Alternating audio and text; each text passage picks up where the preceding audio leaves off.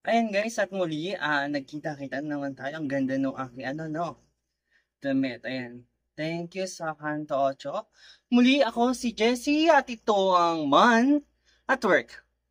So, ayun nga, hindi tayo magpapahuli at nag-viral ulit ang bagong cream na sumisikat ngayon sa TikTok at siya nga itong nasa pinapanood ko.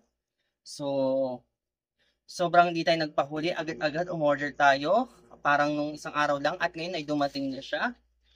So, buksan natin at mag-ingat sa paggamit ng gunting ulit. Okay?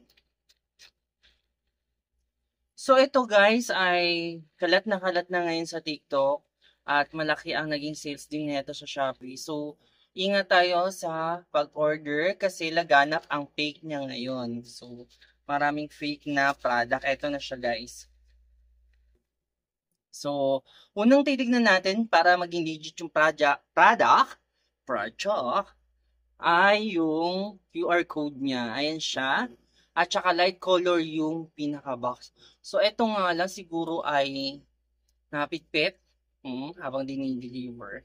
So, maganda yung packaging niya. Ayan. So, alatado naman na hindi siya peke. Kasi kapag kapeke, yung kulay niya dito ay dark. Sobrang dark yung kulay. At yung texture niya sa loob, pagka hindi original ay malabnaw. Kapag malapot, yun ay original. Okay? So, kabisado eh, no? So, ito ay bubuksan na natin. Kasi kailangan natin mahabol, makita sa TikTok. Ayan. At kailangan masuri natin kung ito ba ay okay o hindi okay. So, eto na. My God.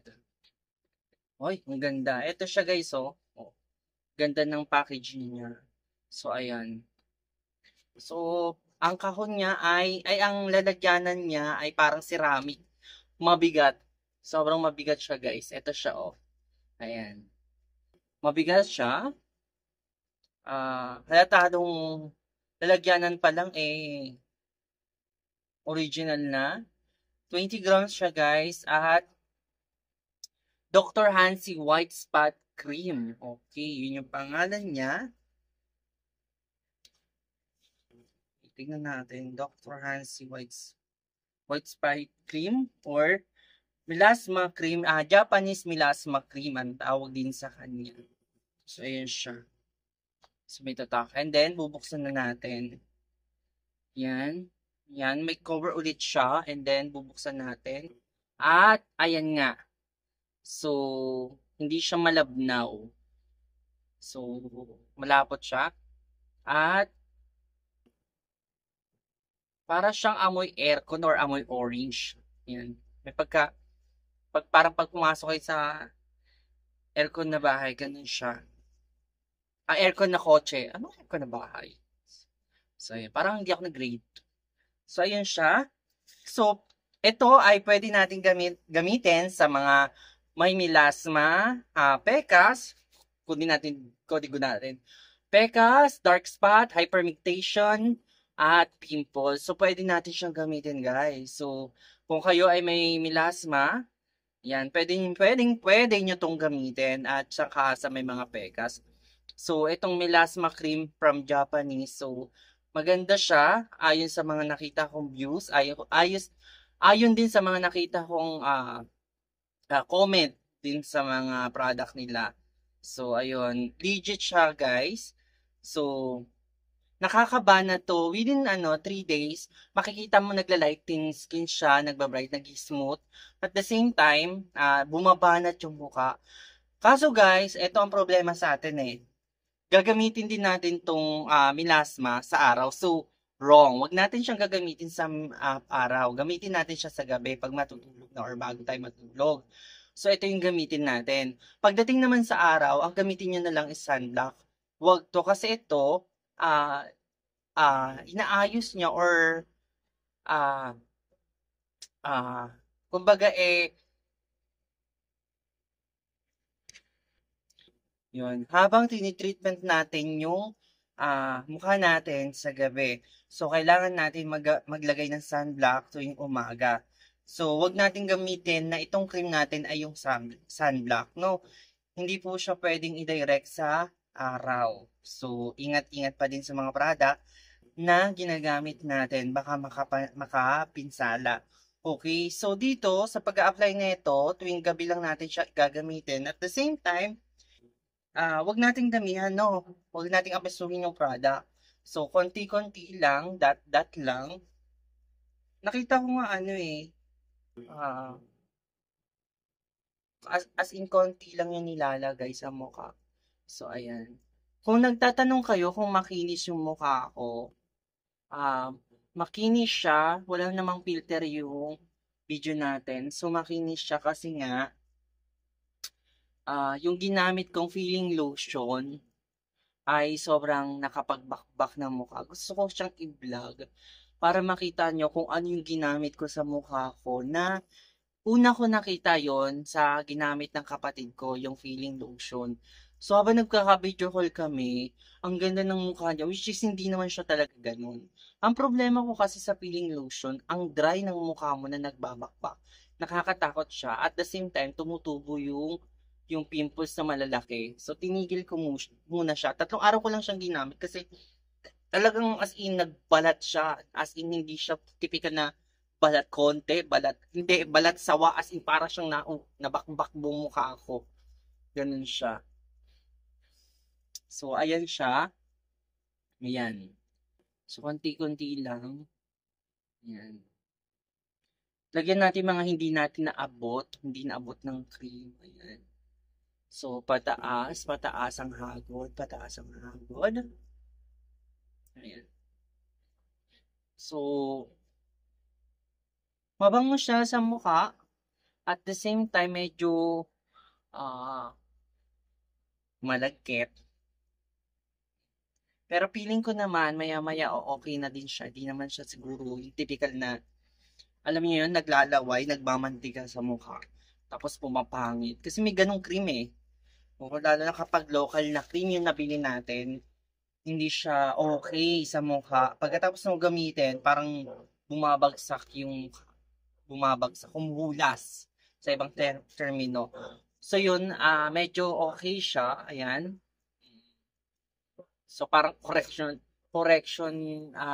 foundation siya sa panapansin ko. Ayan. So 7 days, makikita na natin yung buong kabuhang resulta niya at malakas yung formula niya. Hindi natin siya mabasa kung ano mga ingredients niya dito, ano. So kasi nga ay naka Mandarin yung salita. Ayan siya, guys.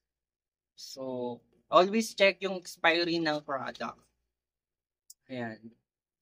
May QR code siya, kaya legit yung product. So, yun lang, guys. At, abangan natin yung follow-up ko neto ng melasma. Feeling ko naman okay siya. At di naman siya mahapde. Hindi naman siya ganun katapang din yung amoy pag nailagay na sa mukha. At, hindi naman siya makate. Oo. Hindi naman siya makate. Dapat nangangati na ako eh. Pero hindi naman siya makate. May isang product ako na nagamit na sobrang mahal. So, 9,500 siya. Binigay sa akin ng clients ko sa Greenwood. Pero ang ganda ng effect niya, nakapansin ko lang. Sa Greenwood, sobrang, yun talaga is medyo talagang natuwa ako kasi yung wrinkles pag tumatawa, talagang grabe. Grabe talaga. As in, hindi talaga mapiro yung wrinkles ko. Ang dami. Pati dito. Pero nung ginamit ko siya, 2 weeks, ayun, tinigil ko kasi tinitipid ko kasi baka mamaya, diba? Wala akong pambili na 9,000 yun. So, yun. Babanggitin ko din yun sa inyo para malaman nyo. Ang ganda. Combine siya ng cream din at saka ng pampahid sa mukha. So, parang oil din siya. So, ayun, yun ang nung nakaraan ko ginamit para sa wrinkles. Kasi napansin ko kasi pag tumatawa ko kumukulubot na. Mapapansin nyo naman yan pag tumatawa ko. Ngayon kasi banat na banat yung mukha ko din. So, ayun lang. At maraming pong salamat sa nag-subscribe sa akin. Mula nung sinabi kong mag-subscribe po. Yan. ilak natin sa mukha ko yung ano. Yan. So, mula nung sinabi ko mag-subscribe po sila sa YouTube channel ko at sa mga sumusuporta, nag-live, nag-comment, nag-like. Yan. Sa Facebook ko, ayun, sa Jessie Ison, DyeeCeeison. Jessie Ison. So, Man at Work din po sa aking Facebook page na Man at Work. Same lang din po. At saka, bakit namamatay yung ano? Parang hindi ko na nakikita. So, ayun lang guys. At maraming salamat sa suporta nyo, sa pagtangkilik nyo. Ayun, kung may mga katanungan kayo regarding sa mga product na na-review ko noon, at kung ano yung magandang mga product talaga na nagamit ko, PM nyo lang po ako sa Jessie Ison. Dyeecee, Jessie Ison, Ison. So, yun po. So, ganito po yung mukha ko dun. Tapos may logo ng Man at Work sa YouTube, yung ginagamit kong logo. So, ayun. So, ayan, nakikita nyo. Ayan. So, tinatap ko kasi, nagko-collapse. What I mean is, parang nag-iitim yung screen ko. Kaya, tinatouch ko yung screen ng phone. Ayan, kasi alam nyo na, medyo malabo yung mata. At abangan nyo din yung gagamitin ko sa mata ko. Ayun. So, sobrang saya ko dahil sa nag-move yung nag-grow yung ating YouTube channel. Sana po sa lahat ng makakanood nito, please, subscribe po kayo, like, and share para po naman ma-catch natin yung 1,000 subscriber bago pa man ulit magkalahating taon. So, kahit hindi ko nakamit last year yung wish ko na sana maka 1,000 subscriber last year. Sana at this time, alam kong konti na lang din. Ayun. So, sana ma-reach ko na talaga siya. Ayan. At, ayun. Yung Kapinpin brother, baka naman. Yun. Gusto ko makita yung idol ko. Kaso, syempre, mahaba-habang journey pa yung lalakarin natin at saka si Fainis China. Oo. Lagi ko pinapanood yung vlog niya ngayon kasi sobrang ganda, nakakaaliw siya. So, yun yung mga tinututukan ko ngayong vlog. At saka,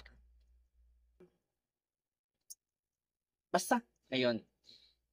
So, salamat pala sa gumawa ng t-shirt namin, Kanto 8. Ayan, sobrang kanila Ashley at saka kanila JR. Ayan, sobrang thank you. At saka sa Pavillar family, hello guys, lalo na sa Mandaluyong at nandito sa C6. Hello, pamilyang Larenciano. Ayan, pamilyang Alabat. Ayan, so may pinagdadaanan sila Nicole, sila Leia. So, matatapos din yan, guys. Ayan. At saka kanila, Tatoy. Ayan. So, sa kaibigan ko muli, kay Rachel Ann. Ayan. Alam kong, nanonood pa rin siya lagi ng vlog ko kahit na, malayo siya. So, ayun, guys. Thank you, guys. At, yun lang. Pag may tanong kayo, i-update ko po ulit kayo dito. Yun. Muli, ako si Jessie. At ito ang Man at Work. Bye! Thank you, Glenn Mongis, pamilyang Mongis, thank you. Ate Che, happy birthday bago ko malimutan. Ayan, Ate Che, happy birthday sa'yo. At saka, thank you kay Ate Susan. Thank you, guys. Salamat.